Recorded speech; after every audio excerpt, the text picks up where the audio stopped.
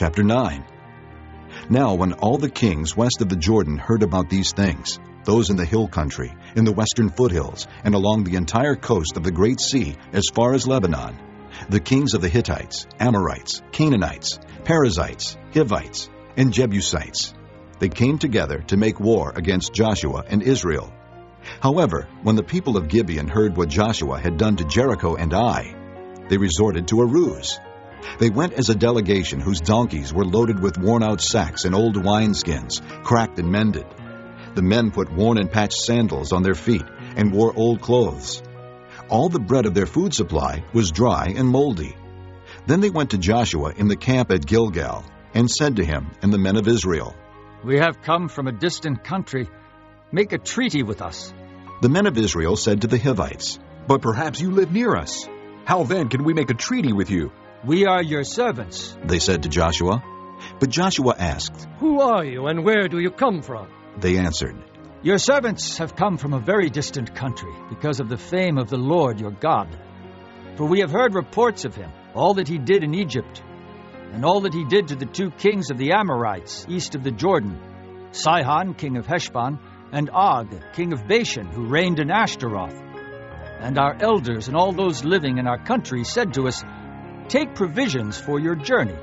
Go and meet them and say to them, "We are your servants. Make a treaty with us."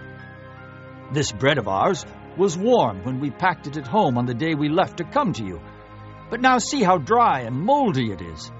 And these wineskins that we filled were new, but see how cracked they are. And our clothes and sandals are worn out by the very long journey.'" The men of Israel sampled their provisions, but did not inquire of the Lord. Then Joshua made a treaty of peace with them to let them live, and the leaders of the assembly ratified it by oath. 3 days after they made the treaty with the Gibeonites, the Israelites heard that they were neighbors living near them. So the Israelites set out, and on the 3rd day came to their cities, Gibeon, Kephirah, Beeroth, and Kiriath Jearim. But the Israelites did not attack them, because the leaders of the assembly had sworn an oath to them by the Lord, the God of Israel. The whole assembly grumbled against the leaders, but all the leaders answered, "We have given them our oath by the Lord, the God of Israel, and we cannot touch them now. This is what we will do to them. We will let them live, so that wrath will not fall on us for breaking the oath we swore to them." They continued, "Let them live, but let them be woodcutters and water carriers for the entire community." So the leader's promise to them was kept. Then Joshua summoned the Gibeonites and said, "Why did you deceive us by saying, 'We live a long way from you,' while actually you live near us? You are now under a curse.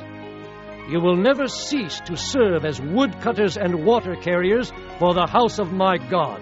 They answered Joshua, "Your servants were clearly told how the Lord your God had commanded his servant Moses to give you the whole land, and to wipe out all its inhabitants from before you. So we fear for our lives because of you, and that is why we did this. We are now in your hands.